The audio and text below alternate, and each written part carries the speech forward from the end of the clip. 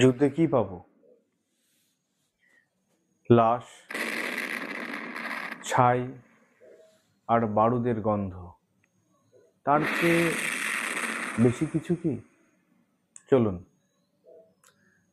আজকে এরকমই একটি আমরা কবিতা পাঠ করি।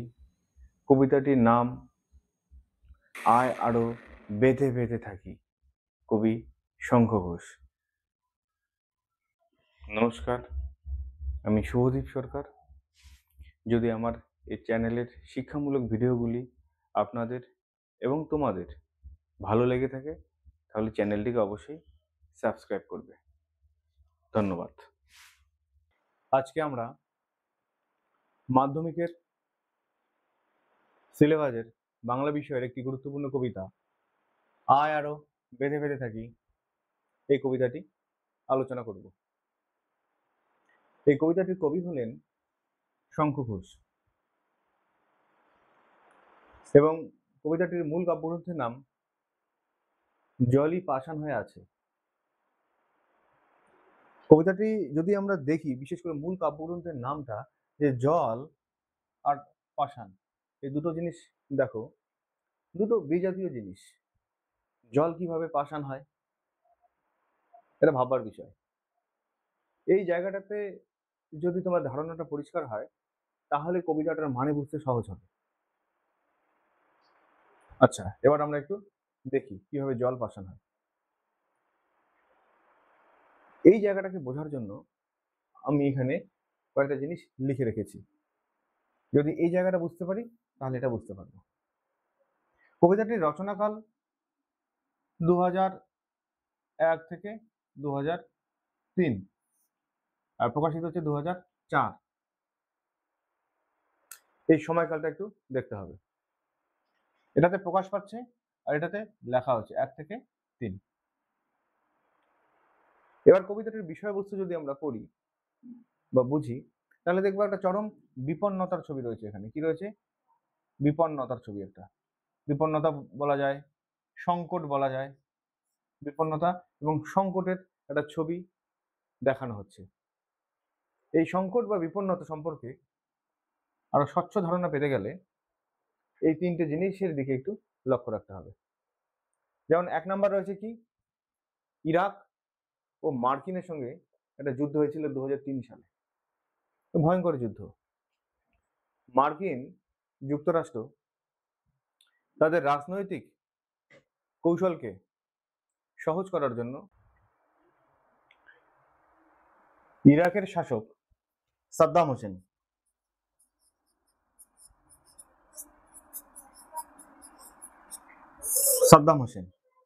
এই সাদ্দাম হোসেনের সঙ্গে মার্কিন যুক্তরাষ্ট্রের সাংঘাতিকভাবে রাজনৈতিক বিরোধিতা শুরু হয় এবং পরিণামস্বরূপ সেই ভয়ঙ্কর যুদ্ধে সাদ্দাম হোসেন গদিচ্যুত হয় এবং তার মৃত্যু হয় পরবর্তীতে বিচারে।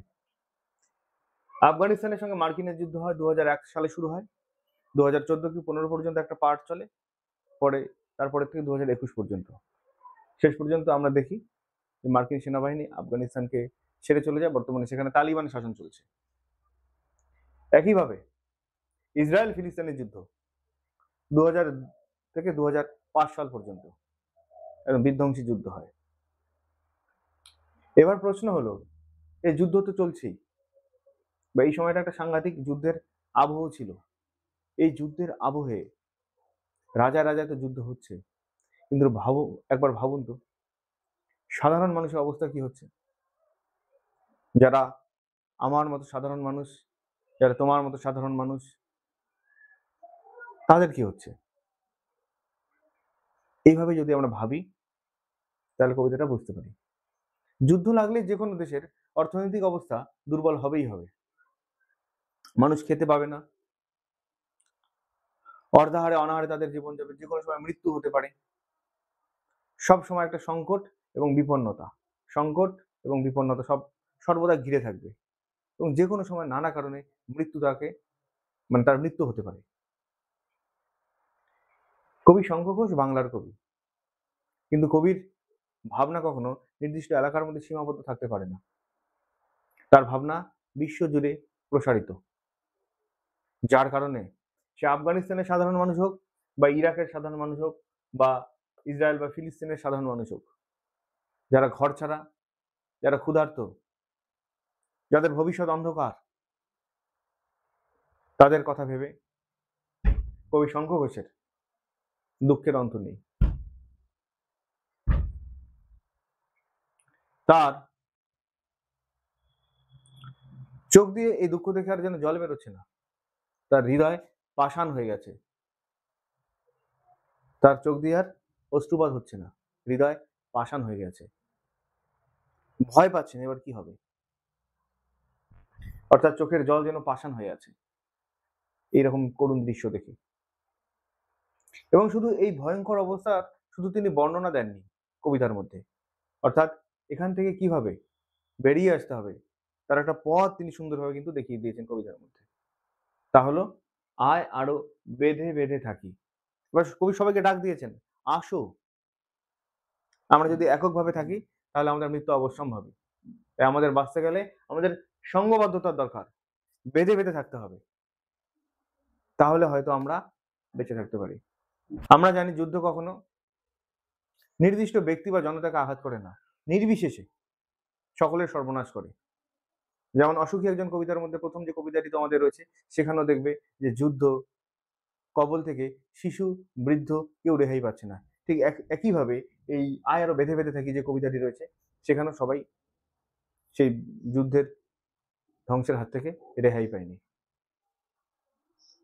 এই ভাবনাটাকে ধরে যদি আমরা কবিতার লাইনগুলো পরপর পড়ি, তাহলে আমাদের কবিতাটা সম্পর্কে যে কোনো প্রশ্ন আসুক আমরা পারবো।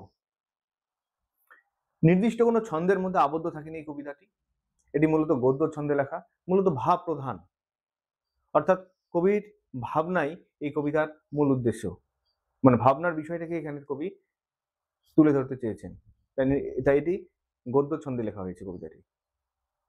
তাহলে এবার আমরা কবিতাটি পরপর যদি আমরা লাইনগুলো পড়ি, তাহলে বুঝতে পারবো কবিতাটি মধ্য দিয়ে কবি শঙ্খ ঘোষ কি বোঝাতে চেয়েছেন। এবার আমরা একটু কবিতাটি এখানে লিখে রেখেছি, একটু দেখি। কয়েকটা জিনিস ভালো করে লক্ষ্য করো। ডান পাশে ধস, বায়ে গিরিখাত, মাথায় বোমারু, আর পায়ে হিমানির বাত। আর এই যে আমাদের শব্দটা কয়েকবার তিনি ব্যবহার করছেন, দেখো আমাদের। আমাদের বলতে কাদের বোঝানো হচ্ছে এখানে? আমাদের বলতে বোঝানো হচ্ছে আমরা সাধারণ যারা মানুষ, যারা এত যুদ্ধের কচকচানি বুঝি না, হঠাৎ করে কেন যুদ্ধ লাগছে, হঠাৎ কেন কেন এরকম পরিস্থিতি হচ্ছে, আমাদের কেন এত দুর্ভিক্ষের সম্মুখীন হচ্ছি, এই সাধারণ মানুষদের বলা হচ্ছে আমাদের। সেটা পৃথিবীর যে কোনো দেশের লোক হতে পারে। এবার দেখো কয়েকটি শব্দ কবি এখানে ব্যবহার করেছেন, কি কি? ধস, গিরিখাত, বোমারু, বাত, হিমানির বাত। ভাবুন তো এই দৃশ্যটা কিরকম শোনায় বা কিরকম অবস্থা হয় একটা লোকের যদি এই পরিস্থিতি হয়। এমনি ভাবুন।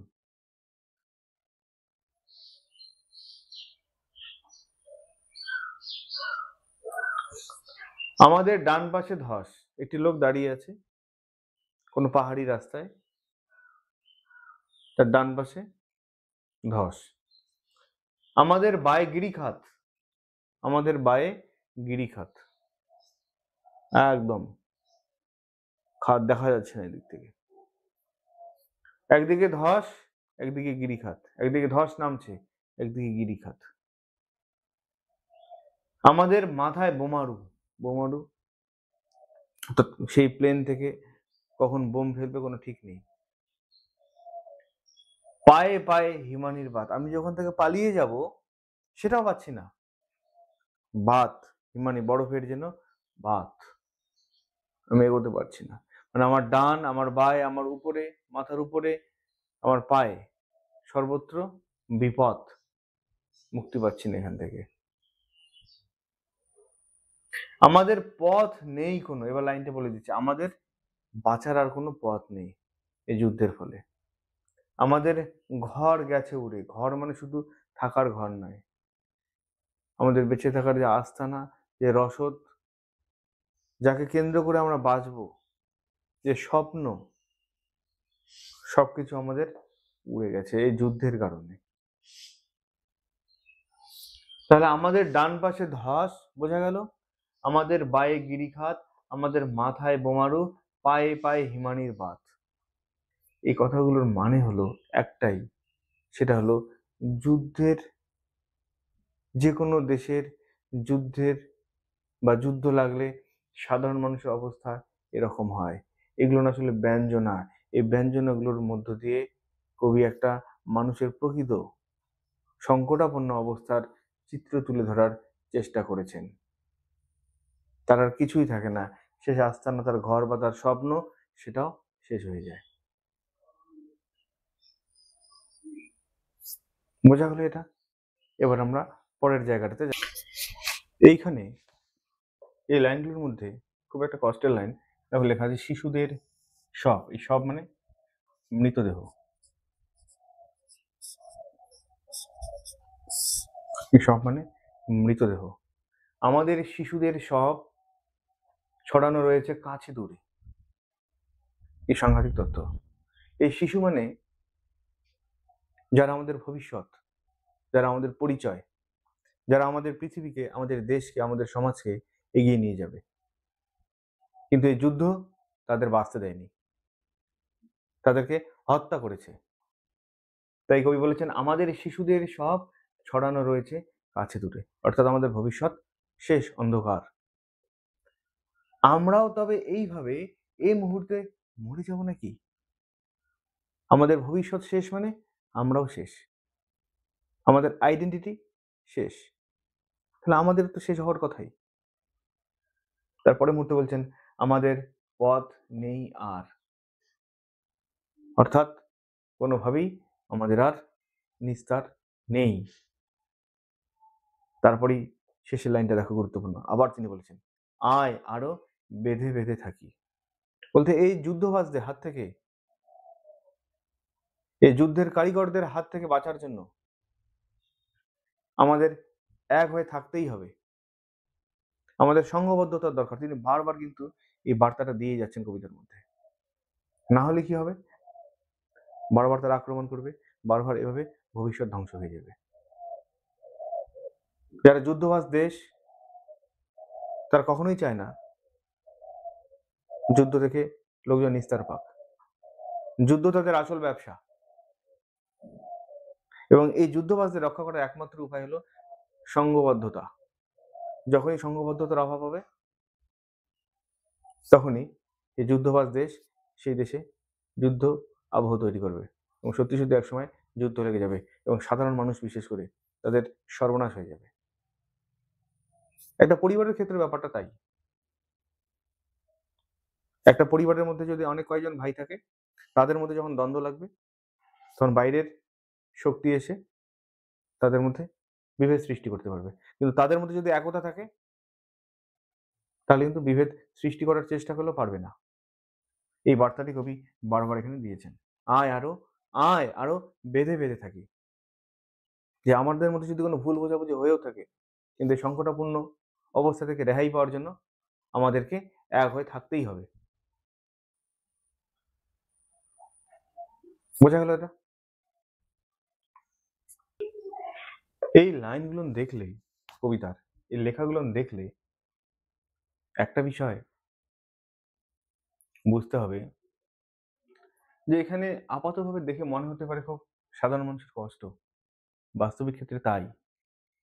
ইতিহাস বা ইতিহাসে যাদের নাম লেখে, তারা বেশিরভাগ ক্ষেত্রে রাজা বা শক্তিশালী ব্যক্তি হয়, রাজা বা শক্তিশালী ব্যক্তি হবে। দেখবে ইতিহাসের মধ্যে কোনো সাধারণ মানুষের কথা তেমন নেই। কি আছে? রাজা বা শক্তিশালী ব্যক্তির কথা রয়েছে। অর্থাৎ ইতিহাস সবার রচিত হতে পারে না বা হয় না। কাদের হয়? শক্তিশালী ব্যক্তির ইতিহাস হয়। তাই কবি এখানে দেখো তাই বলেছে। সাধারণ মানুষ যদি সংঘবদ্ধ না হয় তাহলে তাকে ভিখারি হতেই হবে, দৌড়ে দৌড়ে তাকে ঘুরতেই হবে। এখানে দুঃখের কোনো ব্যাপারই নেই, এটা তাকেই মেনে নিতে হবে। তাই কবি বারবার বলেছেন সংঘবদ্ধতার কথা।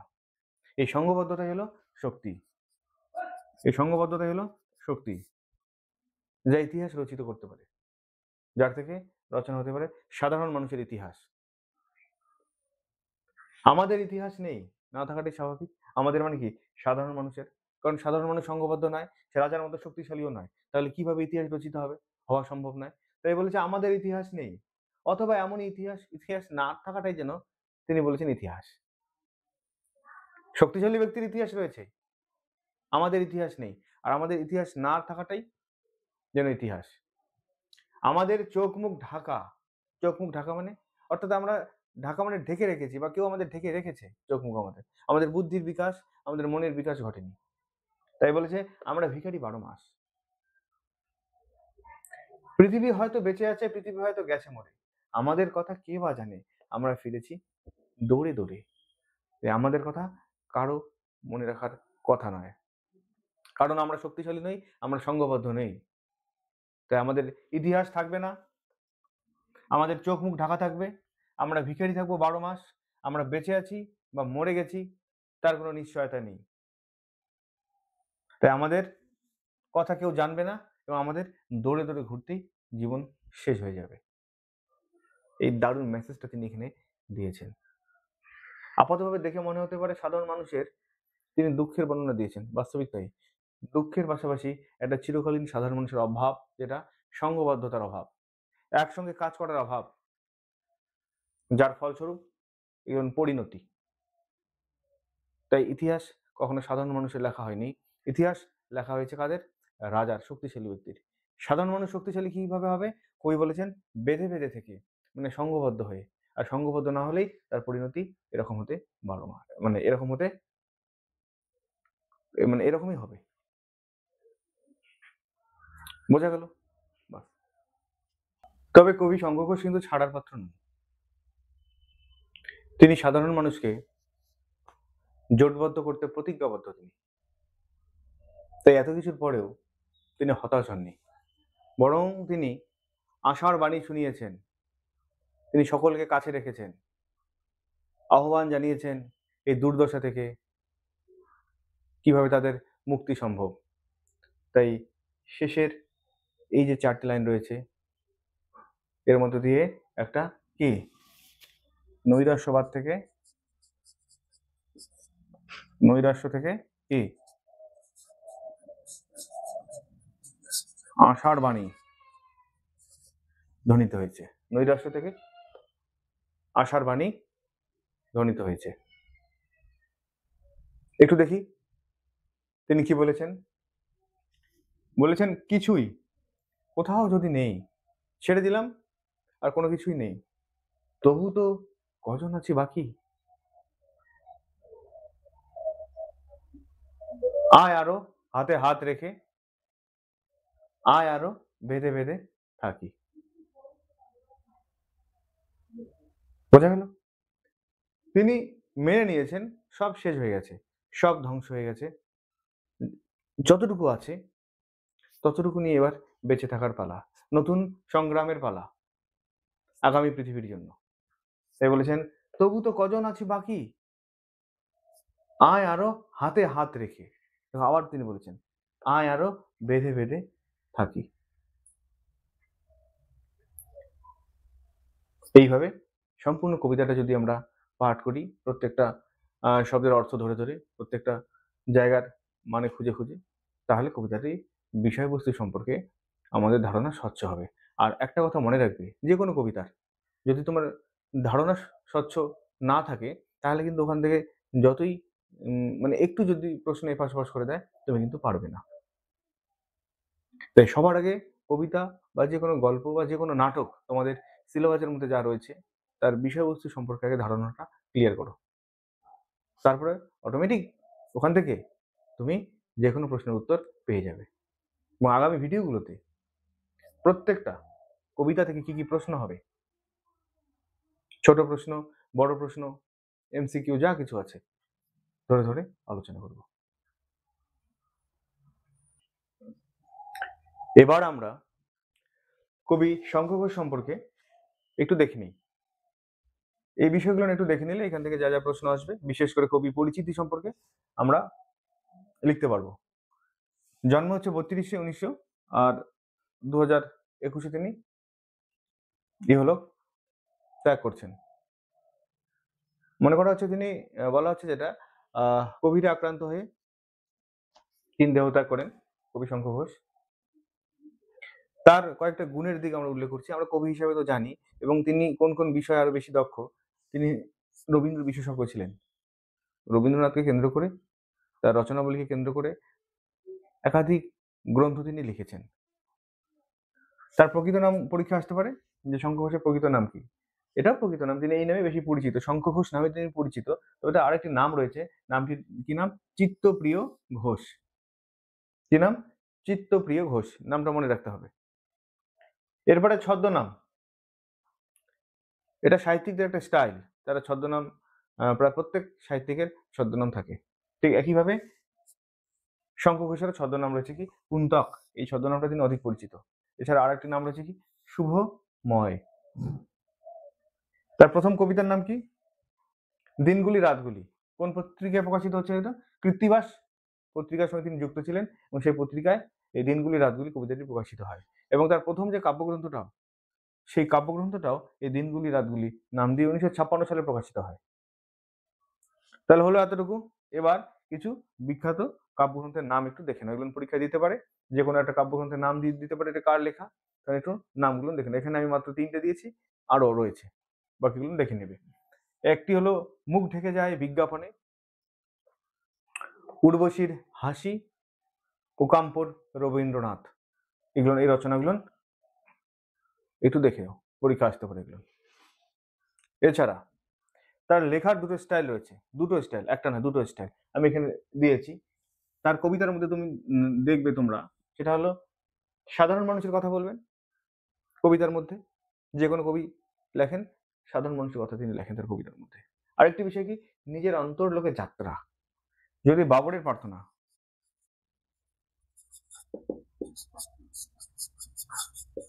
এই জায়গাটার সঙ্গে এই জায়গাটা মিল রয়েছে।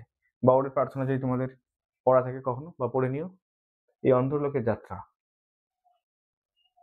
আর এই যে আয় আরো বেঁধে বেঁধে থাকি, এখানে কিন্তু সাধারণ মানুষের কথা রয়েছে। এই দুটি দিককে কেন্দ্র করে বা দুটি দিক নিয়ে তার কবিতাগুলো রচিত হয়েছে। তাহলে কবি সম্পর্কে এবং তার কবিতা সম্পর্কে আমরা যা শিখলাম, এটাকে বারবার করে যদি আমরা একটু দেখি পরীক্ষার আগে আগে বা যে কোনো সময়, বারবার আগে টেক্সটটা পড়বে, মনে রাখতে হবে আগে টেক্সটটা পড়বে, টেক্সটটা গুরুত্বপূর্ণ।